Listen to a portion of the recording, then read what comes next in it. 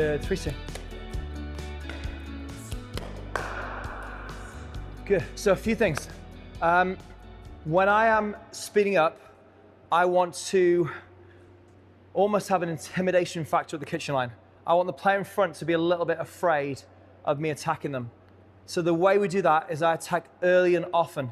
You can see I'm coming at you like in multiple areas. I want to attack line, hip, shoulder, start making him feel, oh, he won't let up.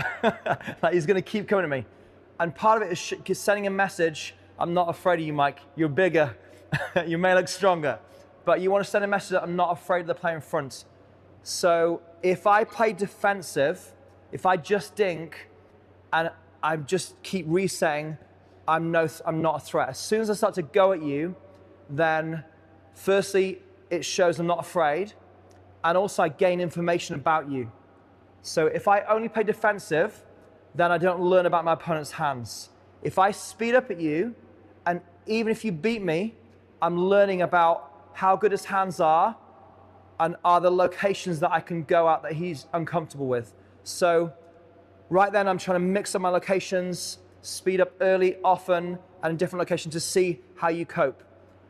The way I do it is I'm gonna get close to the kitchen line, reach in to make the kitchen smaller. So if you can lean into the kitchen line here, and you cut the kitchen in half. Now I've only got 3 feet of space to work with. By reaching in here, now you can take a ball out of the air and rush me, and I feel like I've got less space to work with. So leaning in first is the first thing. Your attacking window will grow as your skill level gets higher. So there's not like a set area of, okay, if it's this height you attack and this height you don't attack. I think as you get better, you can speed up from lower. However, when the players in front of you get better, you've got to be more careful on a low speed up because it's a rising ball. So I think, Mike, for you, the biggest key is you've got to get your paddle above the net line. So after every single dink, you're up here ready for the speed up. That's the first thing. The second is your movement at the kitchen line, where you position yourself. And the third is your counter needs to be smaller. So 3 things. So first, we want to have a good ready position. So after every dink, let's just we'll do a couple of dinks, I'll speed up, and you're going to counter.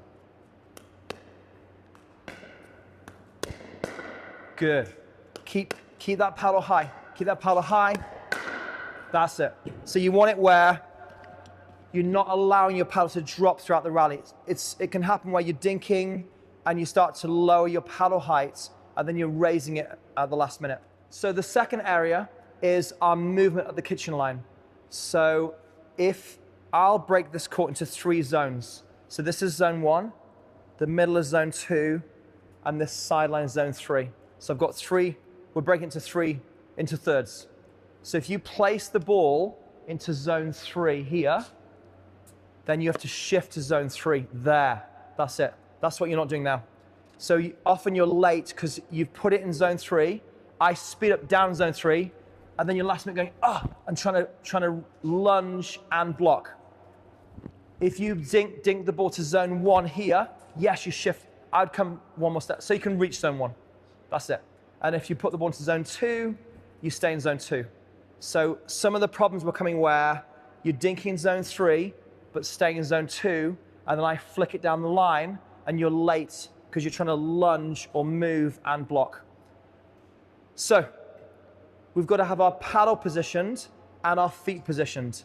I want my paddle above the net line, and then if I put it into zone 3, I'm also moving my feet. So now my paddle's up, my feet are positioned, and I'm ready for the speed up. If you go into zone 1, you come across this way, your paddle's up, now you're ready at the closest point to the ball. You can't lunge at the speed of the ball. So if you stay in zone 2, and I speed up down the middle, you're trying to step and block at the same time, which is tough. So it's really important to keep your paddle up after every dink, or lift your paddle, and then follow the ball, moving your feet so you're in the right zone. Okay, last thing for you is, if you counter too big, you're not ready for the recounter. So I speed up, you counter, I recounter. Can you get my recounter? That's the question. It's just 4. Speed up, counter, re-counter. Can you get that fourth ball? At the moment, you're trying to counter so hard, like this, and then it comes back, and you're like, oh man, oh, it came back. So I would just counter a little smaller. So let's do that by just volleying, and we got to get to 4. I'll dink, we'll speed up and get to 4. Get ready? 1, 2, 3, 4. That's it, that's it. You got to stay in the fight. So most players want to put the ball away in the first counter. So a speed up comes, they're trying to put the ball away with the first counter, and then they can't get the re-counter because their counter's too big. It sounds like a tongue twister. Here we go. So I speed up, 1. Here we go, and again. 3, 4. 1, 2, 3. The counter's a little out of control. Let's try and just go back at me. 1, 2, 3, 4. That's perfect. See, there's more control with your counter attack. And again.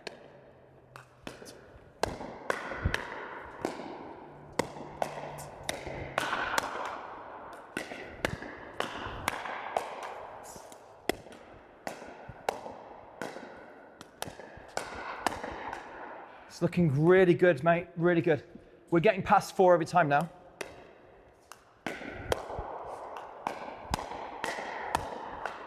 Unlucky.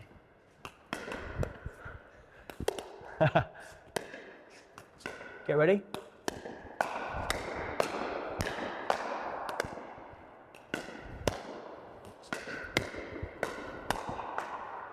That's okay. I think it's getting a little behind you, that's all. The ones I'm catching you is where you're coming back to here and it's catching you. You can't see the balls clearly.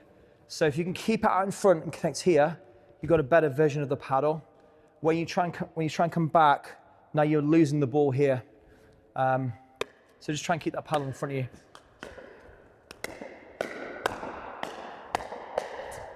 Unlucky, that's good.